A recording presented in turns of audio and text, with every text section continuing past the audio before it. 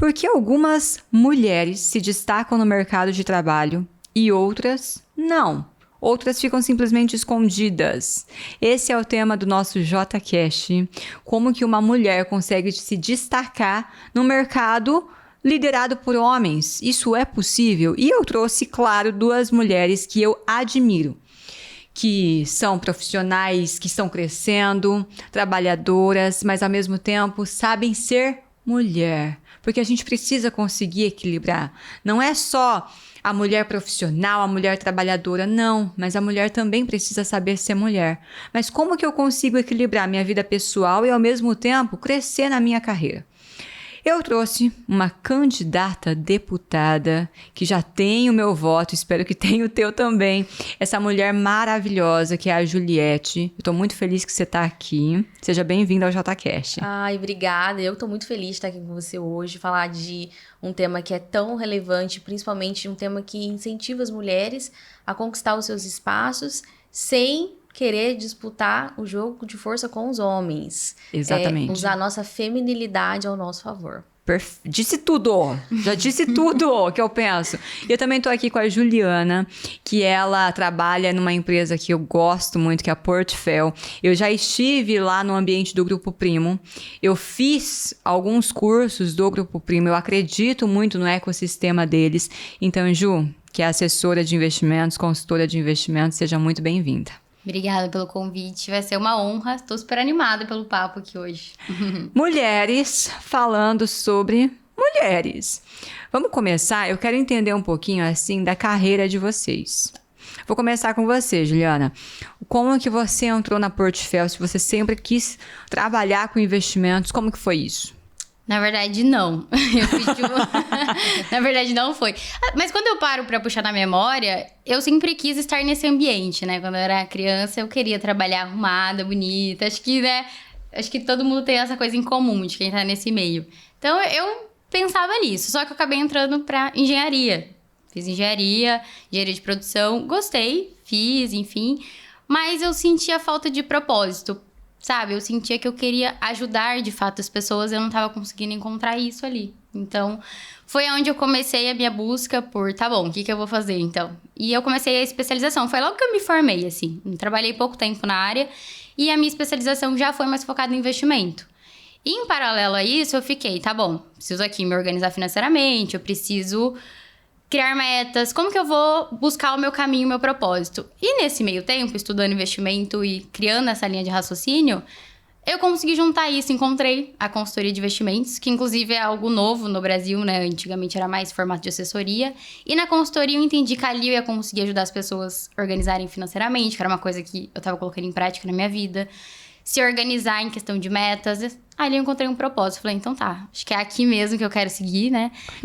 Mas qual que é a diferença de assessoria de investimentos para consultoria de investimentos? É uma pergunta boa. Então vamos entender. Então você é consultora de investimentos. Sou consultora, legal, exatamente. Pra é gente. Diferente. A assessoria, primeiro, são certificações diferentes. Então, para um assessor, ele tem a Ford, então é outra assessoria. É outro formato de trabalho. E tem a consultoria, que dele é um especialista de investimentos.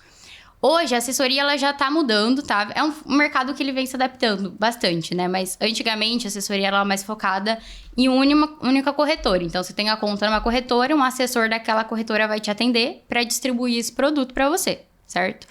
A consultoria, não. A consultoria, ela consegue trabalhar de uma maneira independente. Então, eu consigo atender você, Jennifer, você, Juliette. Eu consigo...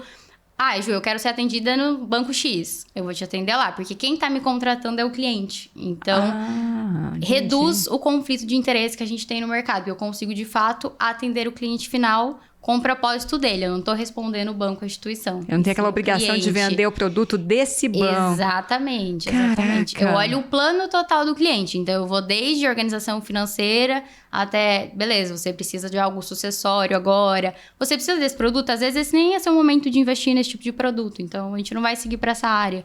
Então, é um olhar 360 sem o conflito de interesse. Existe hoje já o modelo de consultoria dentro das corretoras. Mas o formato que eu trabalho hoje na Portfel é uma consultoria independente. Então, a gente, de fato, não trabalha para nenhuma corretora. A gente atende o cliente em vários lugares. E faz quanto tempo que você está na Portfel? Na Portfel, tem 2 anos e meio. Legal. Já vamos falar um pouquinho aí de como que tá a tua carreira. Vamos. Juliette, e você? Você sempre quis entrar para política, sempre quis ser deputada. Conta pra gente. Eu sempre gostei muito da política, sempre acompanhei muito desde adolescente. Sempre fui uma adolescente que lia jornalões, Estadão, Folha de São Paulo, Poder 360, sempre acompanhei muito. Até uma certa idade, eu achei que aquilo não era possível, porque quando às vezes você olha a política em si, você só vê figuras muito grandes, figuras com bastante dinheiro, bastante influência. Bom, passando um tempo e me aprofundando mais, eu fui entendendo que pessoas comuns também chegavam na política. E as redes sociais, ela trouxe esse poder de ampliamento de voz de qualquer pessoa comum que pode defender a pessoa comum, não só aquelas pessoas grandonas, né, com muito dinheiro, com muito conhecimento. E eu comecei a estudar muito sobre o tema, comprei livros, fui me aprofundando, fui entendendo desse mundo da política. Eu sou formada em gestão, decidi fazer uma pós-graduação em ciência política, poder establishment. E eu sempre falo que quando você deseja algo genuíno dentro do seu coração, as coisas vão acontecendo na sua vida. Caminha que o caminho abre. Uhum. E caminhando, eu conheci pessoas de dentro da política que me deram uma oportunidade de trabalhar com o governo do estado, o governo Ratinho Júnior. E foi ali que eu entendi que realmente aquilo era o meu daimon interior. Comecei a trabalhar na Casa Civil, fui um braço estendido dentro da Secretaria de Saúde, e ali eu conheci mães atípicas. E olhar aquelas mulheres e ver o quanto elas precisavam de uma voz me impactou muito, porque eu sentia que elas estavam sozinhas, mas não sozinhas por ter família ou por ter Deus, mas sozinhas do poder público. Elas lutam muito para manter os seus filhos, para sustentar os seus filhos, para sustentar suas casas. A maioria das mães atípicas são abandonadas pelos seus maridos, um percentual muito grande. Então, conhecer essas mulheres me fez entender que mulheres precisam estar em espaços de poder, não para disputar espaços com os homens, mas para trazer a visão daquilo que a mulher precisa. Perfeito. Então, comecei a estudar ainda mais sobre, e eu decidi dar um start na minha vida política, que foi ano passado. Entendi que eu precisava melhorar minha comunicação para externalizar todo o conhecimento, porque eu sempre fui uma pessoa que acumulei muito conhecimento, mas tudo ficava muito guardado dentro de mim e eu não conseguia, às vezes, expressar isso para as pessoas. Sim. Então, fui trabalhar minha comunicação, foi quando eu procurei a JK para melhorar minha comunicação, e foi aí que eu dei um start e falei, bom, agora eu me sinto pronta para arriscar, porque a política é um jogo de risco, né? Como investimento, Sim, você totalmente. investe ali, você não sabe o resultado. Exatamente. Você precisa estar ali conquistando as pessoas, persuadindo as pessoas, mostrando E é o tempo, né? E é o tempo. E mostrando para elas que você tem competência, porque as pessoas, elas estão ali te observando, elas querem saber se você sabe mesmo do que você está fazendo. Então, fui me aperfeiçoando intelectualmente, na minha forma de me comunicar, e esse ano ia ter as eleições, fui me aprofundando mais nas minhas redes sociais, mostrando todo o meu conhecimento, e aí esse ano eu resolvi dar o start, arriscar. Que legal. É um jogo, você disse tudo, é um jogo de risco. Entrar pra política é um jogo de risco. Trabalhar com investimento é um jogo de risco. E empreender também é um jogo de risco. Exatamente. Então, estamos arriscando. Somos mulheres que arriscam. Mas vocês tiveram algum desafio por ser mulher no início da carreira? Quando você convidou, né, e falou sobre o tema, eu tentei puxar na minha memória se eu tive alguma situação assim, né? E eu percebi que eu não conseguia identificar. Daí eu puxei mais um pouquinho ainda, eu comecei a perceber que eu tive a sorte, né, de ser criada por uma mãe que ela precisou ser madura muito nova, assumir responsabilidades numa casa. Então, ela teve 2 filhas, antes dos 30 ficou viúva, depois ela conheceu meu pai, me teve. Mas assim, eu cresci escutando minha mãe falar assim, não preciso de homem pra nada. Crenças que mães passam. Exatamente. E eu acho que isso foi, obviamente que hoje eu não concordo 100% com essa frase, mas foi uma crença que se criou dentro de mim que era igual pra igual. Entendeu? Então, a partir do momento que eu entrei nesse mercado, Devem sim ter acontecido situações, porque a gente sabe que acontece, tem esse preconceito, né, de culturas. Mas pra mim não foi perceptível em relação a isso. Eu devo ter levado a situação como beleza, eu errei nisso, acho que eu preciso arrumar meu processo comercial nisso. Entendeu? Eu não levei, acho que isso aconteceu comigo porque eu sou mulher. Não, porque a partir do momento que eu sento ali pra conversar com o cliente, que é um homem, né? Além de quem trabalha no mercado financeiro, quem usa o serviço de investimento, a maioria é homem também. Hoje eu levo por conta da minha base, eu tenho 80% são homens. A partir do momento que eu sento ali pra falar com ele, pra mim é de igual pra igual. Então, inclusive, a hora que eu vou falar de investimento, eu sei que eu sei mais sobre o assunto do que ele, na verdade, né? Sim. Então, eu acho que por isso eu nunca percebi uma situação dessa, porque pra mim sempre foi de igual pra igual. E eu não me vitimizei naquela situação de, isso tá acontecendo comigo, eu não vou conseguir porque eu sou mulher. Porque às vezes acontece algo e tem mulher que às vezes não tem a ver com o fato de ser mulher. Mas às vezes elas puxam, deve ser porque eu sou mulher. E às vezes nem é, não é? E pra você, Juliette? A política é um ambiente predominantemente masculino. Sim. Sempre vai ter desafios. E eu entendi que na vida da mulher em si, na vida do ser humano, na verdade, sempre vai ter desafios. É claro que a política em si ela é um ambiente um pouco mais hostil. Agora, a gente sempre tem que olhar, né? O copo vazio, o copo meio cheio. Então, depende da forma do ângulo que você olha. Eu aprendi que na política você tem que usar as suas desvantagens como vantagens. Eu tive momentos desafiadores dentro trabalhando com o governo do estado. Realmente sempre vai ter. Mas eu sempre encarei aquilo como uma etapa. Era um obstáculo que fazia uma etapa. E assim, a vitimização da mulher sempre traz uma desvantagem para ela. Eu gosto muito de uma mulher que foi política, Margaret Thatcher, né? A Dama de Ferro. Sim.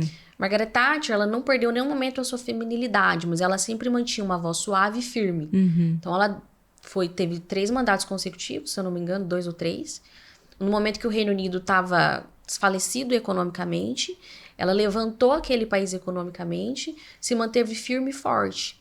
Sendo mulher, em um tempo que a mulher ainda mais... tinha muito menos mulheres na política, e as mulheres eram um pouco mais hostilizadas. Mas ela nunca usou esse fato a desfavor dela, sempre ela usou como uma vantagem. Então, todo desafio que eu vejo que acontece... Porque a gente não pode ser hipócrita, né? Existe o machismo. Sim. Ele existe mesmo. Você tá no mercado, ela também, não só na política, em todos os ambientes, mas isso não é uma desvantagem para nós. A gente tem que usar isso como uma vantagem, isso nos deixa mais forte. A nossa feminilidade é a nossa força. Então, quando acontecem situações adversas em relação... Pode ser que pelo fato de ser mulher, a gente não tem que encarar isso como uma vitimização. Isso é o que nos fortalece. Eu concordo. E eu também puxando na memória, eu não consigo falar pra vocês de verdade que eu sofri preconceito. Se teve, eu não sei. Exatamente. Pode ser que... Porque você não tá olhando pra esse ângulo, né? Você não. não tá prestando... Porque hoje eu vejo que às vezes as mulheres, elas estão sempre olhando por esse ângulo de, nossa, tá fazendo isso porque eu sou mulher. Está fazendo, sabe? E principalmente dentro da política acontece muito isso. Muito. Porque a política ela é dividida, né? Tem as mulheres que são muito feministas, que elas estão ali sempre pensando na condição de mulher, não na condição de ser humano. Porque nós somos iguais. E hoje a sociedade, as políticas públicas, a gente igualou a mulher igual para o homem. E assim, não é que nós somos seres que se complementam, nós não somos seres, não é um jogo de soma zero. Perfeito, parece que entrou uma guerra, uma competição que não precisaria ter. Mas eu vejo sim que tem muitas mulheres que enxergam o machismo em tudo, até quando não é. Exatamente. Eu não tô falando que não existe o machismo, sim. E eu sou da cultura japonesa, existe sim, fui pro Japão, você vê que existe. Mas, ok, e aí? Nada precisa impedir a gente de crescer. O que eu vejo no mercado?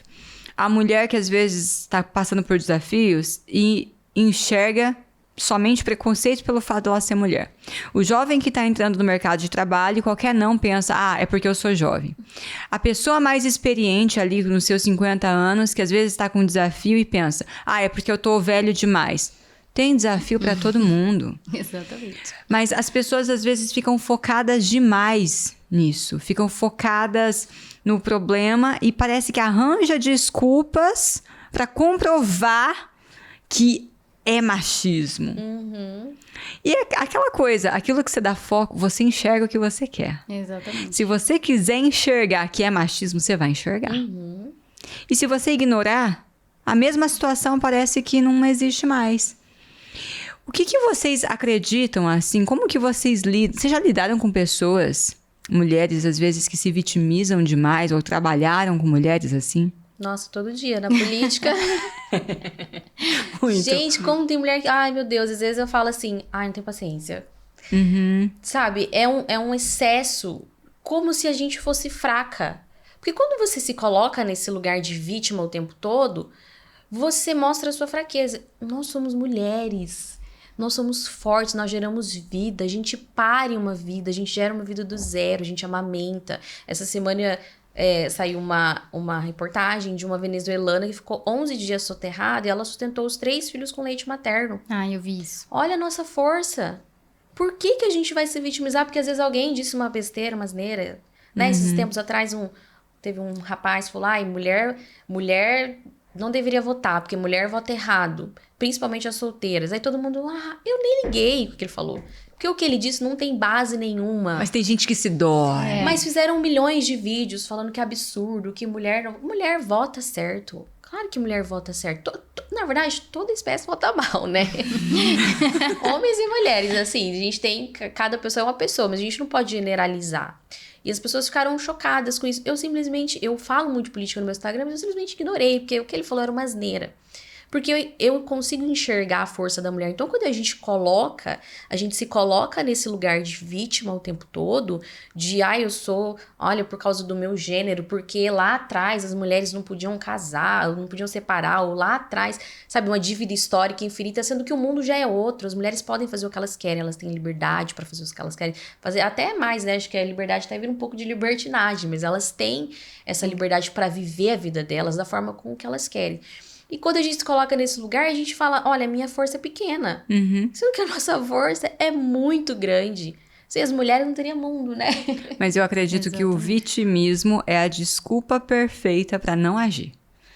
É a desculpa perfeita de quem, no fundo, não tem coragem de ir para a ação e concretizar as coisas. Então, tem benefícios ser vítima. Tem benefícios usar algumas desculpas, porque então significa que eu tenho uma justificativa para minha inação. Eu penso muito dessa forma. E você, Juliana? Também. Se eu tivesse levado para esse caminho, quando eu decidi, né, qual carreira eu ia seguir, não vou entrar no mercado financeiro, porque aqui só homem trabalha no mercado financeiro, só homem se dá bem. Mas isso não passou pela minha cabeça nem um minuto, porque para mim sempre foi de igual para igual. Então, se eu quisesse me apegar nisso, com certeza ia ser uma coisa para eu prorrogar e não iniciar isso, entendeu? Seria uma desculpa desculpa. boa. Exatamente. Mas eu vejo um movimento também contrário, de mulheres que não se vitimizam. Mulheres lutadoras, guerreiras, batalhadoras. 3 palavras pesadas. Sabe aquela... Nós mulheres somos fortes, mas tem aquelas que às vezes usam força demais. Sim.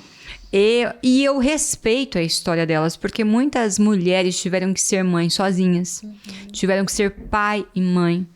E às vezes isso traz, as próximas gerações de mulheres têm um impacto, mas eu vejo quantas querem bater de frente, querem provar o seu valor demais e têm uma vida muito pesada.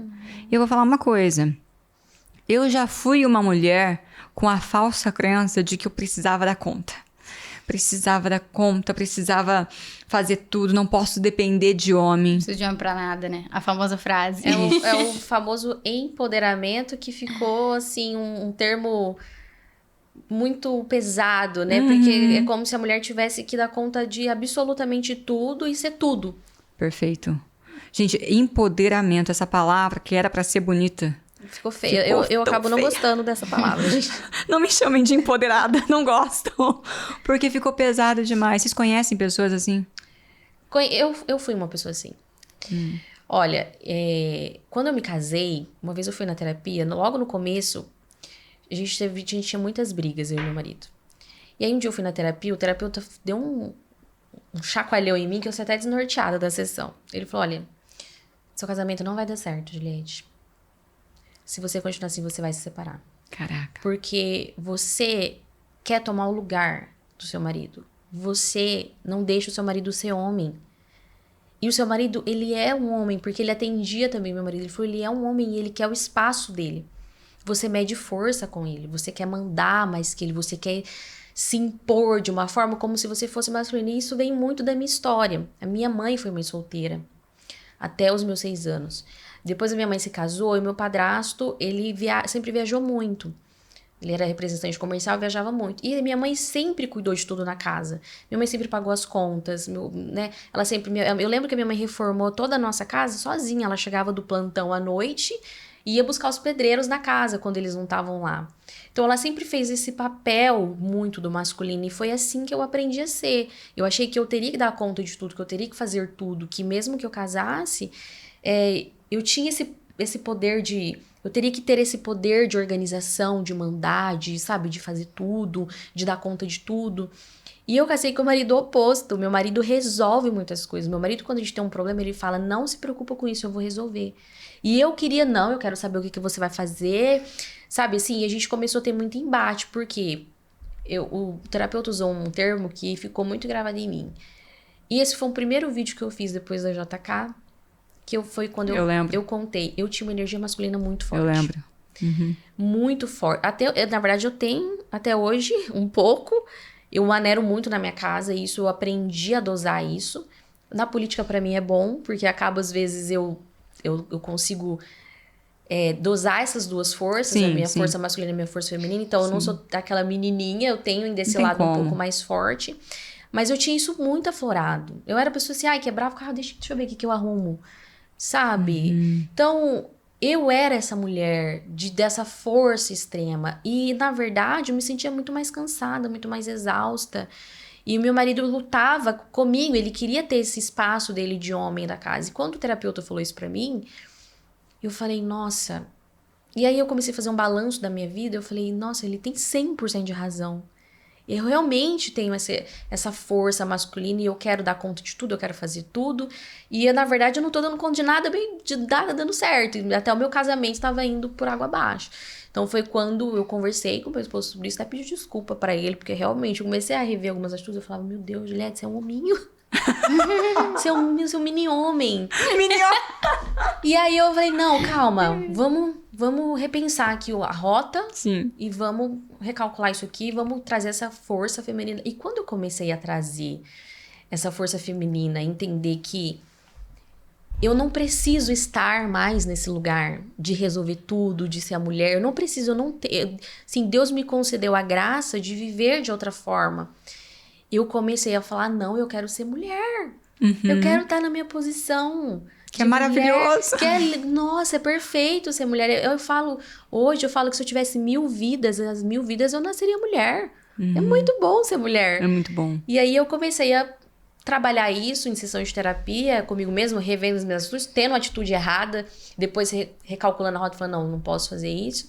E realmente o meu casamento mudou depois disso. Então, eu era essa mulher. Graças a Deus, eu não sou mais. E quando ela vem querer...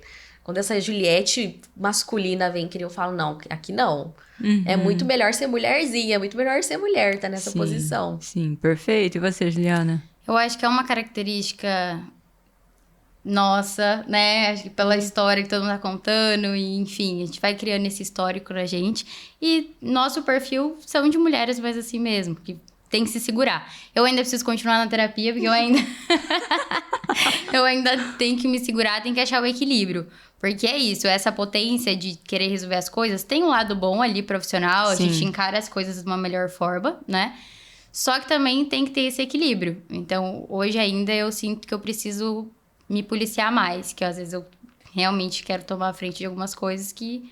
Acho que cada um tem o seu espaço ali, a partir do momento que você casa, seja homem ou mulher, enfim. Cada um tem uma posição. E tentar entender o parceiro também, né? Qual que é a posição dele ali, enfim, e se encaixar. E não disputar espaço, que foi o que vocês falaram. Sim, porque eu também não concordo com aquelas mulheres 100% passivas. E que falam que são 100% femininas, que tem que só usar flor de saia, que... sabe? Não é assim. Existe o equilíbrio. Tem um equilíbrio bom. É claro que a gente tem que ter consciência. Opa, Jennifer, aqui não. Mas para trabalhar é muito bom. Porque ajuda a concretizar as coisas, te dá uma força, uma firmeza. Mas vocês sabem que a minha decisão, em dezembro do ano passado, ó, recente, eu tava surtada. E eu adoeci. Eu fiquei um bom tempo doente, pouquíssimas pessoas sabem. Felipe acompanhou meu noivo, a minha família ficou extremamente preocupada. Porque ano passado eu precisei concretizar muitas coisas com consciência. Eu abri mão da minha vida pessoal até julho do ano passado com consciência. Mas quando baixa a adrenalina, o corpo sente. E eu continuei, finalizei o ano sabendo de muitas reformulações que eu precisaria fazer na empresa. Chegou lá por outubro, eu já não estava legal. E uma pessoa que eu converso muito sobre negócios é o meu irmão. Meu irmão é um grande empresário e eu comecei a falar, a acionar de que sozinha eu não dava conta. Eu precisava de um sócio. Pensei em algumas pessoas, até mulheres, mas eu comecei a chegar à conclusão de que eu precisava de um sócio homem. Porque nesse estilo de negócio seria o ideal. Dezembro eu comecei a ficar doente e eu comecei a ter crise assim interna de... Vou voltar de férias, eu não sei se eu dou conta. Não sei se eu dou conta. Exaustão. Eu falei, não vai dar certo. Comecei a pensar em cenários do tipo, vou ter que encerrar a empresa. Sei lá, pensei de tudo, gente. Janeiro. Nada mesmo, né? Porque não tem como Londrina ver sem a JK, tá? Você não tem mais essa opção, tá? Desculpa te informar. E as pessoas não sabem que por trás eu estava surtando. E todo mundo acreditando que a empresa já estava consolidada, mas eu não queria dar conta. E janeiro eu fiquei doente. Janeiro inteiro. E fevereiro também. Meu Deus. E não curava. Peguei imunidade a remédio, exames, o tempo todo, muitos exames. E eu já tinha consciência, eu quero um sócio homem. E foi quando, em fevereiro, iniciou uma sociedade, um sócio homem. Porque faz diferença. É muito bom ter alguém para te ajudar a decidir, para te aliviar. E eu tenho um combinado com meu noivo. Eu já tenho que decidir muitas coisas na empresa. Em casa eu não quero. E ele sabe disso. É muito importante você ter esse relaxamento, mas você tem que trazer para a consciência. Que recado vocês dariam para as mulheres que querem bancar tudo e que têm orgulho disso? Eu vejo que tem mulheres que batem no peito, eu consigo sozinha, e têm orgulho disso. Que mensagem vocês dariam? Você não dá conta sozinha. Essa é a maior ilusão do nosso século, principalmente a gente que vê ele depois daquelas ondas feministas. É a maior ilusão. Ninguém dá conta sozinho. Pessoas precisam de pessoas. Isso é bíblico. Ninguém dá conta de tudo sozinha. Uma hora você vai surtar. Uma hora você vai ter que abandonar coisas que são importantes para você como mulher, como pessoa. Ninguém vive sozinho. O ser humano, ele é um animal político. Se eu não me engano, essa frase de Aristóteles. Uau! O ser humano é um animal político. Ele precisa estar com as pessoas. E você, imagina, você é mulher, ter uma casa, uma vida social, às vezes um casamento, às vezes um filho. Pode olhar mulheres que são muito fortes, poderosas, que não querem... Elas não têm filhos, elas não têm... E aí, quando elas chegam numa fase da vida, elas falam, nossa, esses tempos atrás eu vi a Lara Nesteruque falando sobre isso. Ela falou, olha, eu daria tudo, todas as minhas bolsas, os meus sapatos, pra ter um bebê lá na minha casa, falando, oi, mamãe. Não tô falando que toda mulher precisa ter um filho, mas eu tô falando que você abre mão de coisas que são importantes pro feminino. Às vezes você não consegue fazer seu cabelo, a sua unha, porque você tem 1 milhão de coisas pra resolver, 1 milhão de coisas pra decidir na sua empresa. Aí você tem mais a sua casa, porque a vida é um conjunto de coisas. A gente não dá conta sozinho, e não é só a mulher, o homem também. O homem precisa da gente. Quem é casado sabe. O marido resolve um monte de coisa, mas ele não consegue achar uma meia às vezes. Ele precisa te ligar pra ver onde tá a chave do carro. Ninguém consegue dar conta de tudo sozinho. Uma hora você vai surtar. O seu psicológico vai ficar abalado e você vai ter que ficar dependendo de um remédio. Então você não quer depender das pessoas, não quer ajuda, das pessoas, você quer ser a super poderosa mulher, que é uma ilusão, as poderosas é um desenho, você vai precisar de alguma coisa. Ou você vai precisar de um ser humano, ou você vai precisar de um remédio. Ninguém dá conta de tudo sozinha. A vida é um complemento.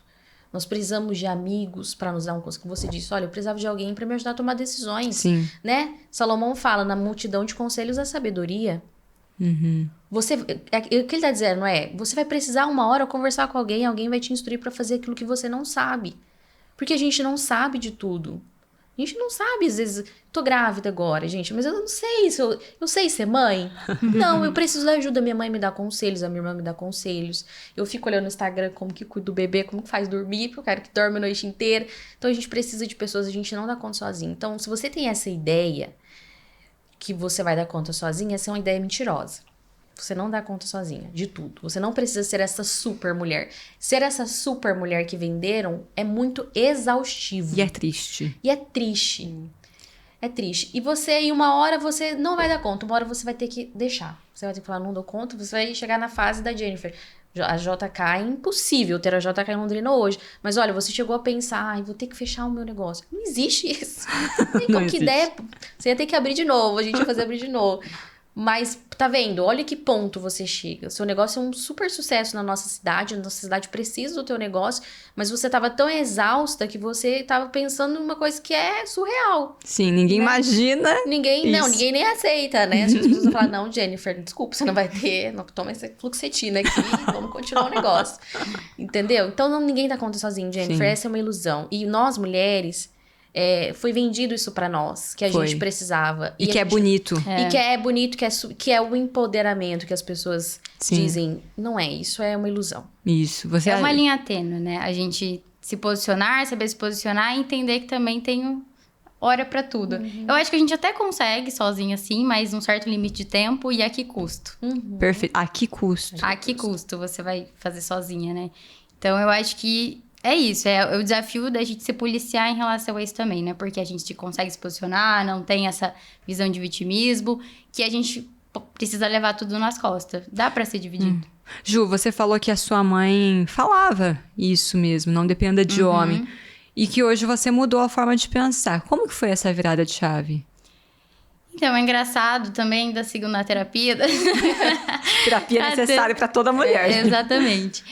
Mas eu via que aquilo sobrecarregava muito ela. Entendeu? E era uma coisa que eu não queria pra mim. Eu entendi que aquilo... Ela se posicionava, né, assim, que ela precisava, na verdade era uma necessidade, mas eu vi o quanto isso também não era legal pra ela. Então eu já consegui ter esse olhar. Então foi sorte dos dois lados. Eu peguei a parte boa, né, de entender que é de igual pra igual, mas eu sabia que aquilo em excesso também não era tão legal. Foi assistindo Escudo, mesmo. Né? É um Exato. escudo que as mulheres acabam colocando, né? De não preciso de homem pra nada. É um escudo. Sim, e eu percebo o quanto isso passa também, às vezes, de gerações. Não é toda mulher que consegue ter essa percepção que você teve. Tudo bem, mãe, eu entendo que é teu ponto de vista, eu agradeço por você ser assim, isso foi muito importante pra mim, e agora eu escolho agir diferente. É cortar esse cordão, e eu vejo que não é todo mundo que faz isso. Tem alguma dica, assim, que vocês dariam para as mulheres que querem crescer no mercado de trabalho, mas tem esse receio de estar no ambiente masculino? Não tô falando que nesse ambiente vai ser difícil para ela, mas às vezes elas têm esse medo. Eu tinha, né? Nossa, eu vou entrar numa turma, vou conduzir uma mentoria, 30 homens. Como que eu faço? Que dica vocês dariam? Eu acho que o primeiro é o pensamento ali, a sua crença. É isso que vai destinar, não adianta nada. Você, tá tudo bem, e a sua crença ali é que aquele cara vai estar me julgando porque eu sou mulher. Não, é você entender que tá de igual pra igual. Eu acho que essa crença interna vai ajudar você a trazer isso pra fora, que tá tudo bem. Acho que internamente, aí tem que começar. Uhum. Não tenha medo. A coragem... Sim, eu sempre falo que a gente pare uma vida. A nossa dor de parto é a segunda maior dor que existe. A gente vai ter medo de estar num ambiente porque tem homens ali, porque é predominantemente masculino. O medo é aquilo que paralisa. Você trabalha muito comunicação e é uma das coisas que você fala no primeiro dia, né, da mentoria. A gente sente medo de algo que não precisa sentir. Nós conquistamos o espaço onde a gente quer chegar, usando aquilo que é intrínseco em nós, que foi dado por Deus, que é a nossa feminilidade. A gente não precisa ter medo. Se a gente espelha uma vida, se a gente gera uma vida, o que é o resto do mundo para nós? Nós podemos estar em qualquer espaço. Tenha coragem e use aquilo que às vezes as pessoas dizem que é uma desvantagem, veja como uma vantagem a seu favor. Perfeito. Eu falo assim, ó. Se ser mulher... Eu não vejo que é uma desvantagem ser mulher, mas tem gente que vê. Ser jovem é uma desvantagem? Não importa. Use isso como uma mola impulsionadora. Como? Seja muito bom no que você faz. Estude muito, seja muito competente e saiba se comunicar e se posicionar. Porque a comunicação, posicionamento, vendem. Então, se tem preconceito ou não, não sei. Mas se você é mulher e você se comunica bem, se porta bem, se posiciona bem, você vai ser respeitada. É um fato. Agora, se você vai na postura já de vítima ou querendo bater de frente, que jeito que você vai conseguir respeito? O segredo está na tua postura interna e na tua comunicação. Em como você externaliza isso. E pra finalizar, meninas, gente, eu continuaria mais 1 hora. Nossa, já? Eu nem, Sim. eu nem percebi. Assim, né? Mas rápido. que dica vocês dariam para as mulheres se conectarem mais com a própria feminilidade? Para se conectarem com isso. As mulheres que estão ali só na energia masculina, como que elas podem regredir um pouquinho, equilibrar melhor, dosar melhor? Não quero ser muito espiritualista, mas eu acho que na minha visão, eu acho que não tenho certeza, é Deus. Tem coisas que é Deus que trata na gente. Tem coisas que a gente trata na terapia. A terapia é uma ajuda, façam terapia. Se vocês puderem, é muito bom fazer terapia. Mas busque a Deus. Olha as mulheres bíblicas que tem. Olha como elas, por mais que elas estiveram em espaços de poder, as mulheres sempre tiveram espaço de poder, tá? Quando as pessoas falam, antigamente as mulheres, Rainha Esther, Rainha Débora, sempre teve mulheres em espaço de poder. Elas usavam a sua feminilidade. Se policie e busque a Deus para que Deus coloque... Essa foi a forma com que eu despertei o meu feminino. Depois que eu descobri como o meu feminino é poderoso, eu fiquei, como que eu passei tantos anos da minha vida sendo esse menininho? Eu não quero ser esse menininho, eu queria ser essa mulher que eu sou hoje. Sabe, a minha força é muito maior. Busque a Deus, vá atrás, estude, leia livros. Hoje tem um monte de conteúdo no YouTube que fala sobre feminilidade, é muito legal. Você vai aprendendo o quanto a força, quanto a gente tem de força interior dentro da gente e o quanto essa força faz a gente chegar onde a gente quer chegar. Em qualquer lugar, seja no business, seja no mercado financeiro, seja na política, nós alcançamos todos os lugares usando aquilo que é intrínseco em nós, que é o ser mulher feminina. E trazendo, você trouxe essa questão espiritual, eu amo o livro de Esther na Bíblia. Esther era bonita. Bonita, a verdade. Esther era linda. E ela se tornou ela era poderosa, ela liderou, ela tinha essa habilidade de liderança, ela era muito estratégica. Ela era doce e persuasiva. Isso. Não é? Ela era uma mulher muito doce, se você for estudar profundamente, e totalmente persuasiva. Sim, e o poder de comunicação dela, como ela dribla, como ela se comunica para conseguir as coisas, é maravilhoso. E ela se cuidava. Ela era bonita, ela era mulher. Então, uma mulher pode, sim, liderar, inclusive homens, pode, sim, se tornar uma rainha poderosa, mas sendo mulher. E você, Juliana, que dica que você dá para a mulher resgatar um pouquinho dessa feminilidade? Olha, eu diria que tentar não trazer essa posição de combater, né? Que foi o que... competitiva. Eu acho que deixar... Você dar o seu melhor, de fato. A comunicação, trazer a comunicação, a gente consegue muitas coisas com a comunicação. Então, quando a mulher, ela se dedica a se comunicar de uma maneira que vá atingir as pessoas, ela tem um poder muito grande, né? Eu acho o máximo as mulheres que se comunicam muito bem, né? Vocês escutando aqui. Gente, eu fico muito encantada com mulheres que falam muito bem. E mulheres, principalmente, que estão grávidas, né? Gente, que tem filhos. Eu fico pensando assim, gente, eu ainda não tenho filhos e já é uma correria. Eu falo, essa mulher veio aqui, falou super bem, tem um filho pra cuidar, eu admiro demais. Então, a gente tem uma força muito grande. Então, a gente precisa olhar toda a força que a gente tem. A gente é capaz de muita coisa, assim. E aprender a transparecer isso, principalmente com a comunicação. Isso é uma coisa que vai ajudar bastante a gente trazer isso à tona. É engraçado que ela falou de filho e a nossa geração ali, a gente nasceu depois ali dos anos 90, 80, 90, tem muito negócio assim, um filho vai acabar com a tua carreira. Uhum. Nossa, um filho é um peso pra você, um filho, e isso fica guardado no nosso subconsciente. Quando eu engravidei, eu tava contando pra Jo, eu chorei uma semana. Porque eu tava perto de começar ali, dar um start na minha carreira política oficial, e eu engravidei. E eu pensei, esse ano, eu até falei com meu marido no começo do ano, esse é o ano que a gente não pode ter filho. Porque olha como isso tava dentro de mim, mesmo eu não sendo feminista, mesmo eu entendendo o papel da mulher, isso tava no meu subconsciente. Quando passou uma semana... E eu orei muito a Deus, eu falei, Deus, tira esse sentimento de mim, que é isso, não é possível. E eu falei, tá louca? Um filho é tudo pra você, um filho é vida. E hoje, eu tava falando ontem pro meu marido, eu tenho uma analogia que eu uso que parece que dentro de mim, hoje, tem uma tigresa. E parece que ela fica olhando pro mundo pelos meus olhos. É como se viesse um instinto em mim, avassalador. Como que alguém pode falar que a maternidade é algo horrível? Meu Deus, a maternidade é uma coisa maravilhosa. Gera muito poder, né? Eu consigo perceber isso nas mães. Exatamente. Parece que vem uma força. Parece não, é uma força animal. Mas não uma força animal pro mal, uma força animal pro bem. Então eu uso essa analogia porque é isso que eu sinto de verdade. Como se tivesse uma tigresa assim, olhando assim, sabe? Olha, mundo, tô pronta, vem aqui. Mas deixa eu falar, é porque assim, eu conheço a Juliette já desde mais de um ano. Então, e a gente nunca perdeu contato desde então. Você tá muito diferente. Você está muito diferente. Quando eu soube da gravidez, falei, cara, não imaginava a Juliette grávida quando você me contou. E aí depois eu te encontrei na comunidade, só observei, né?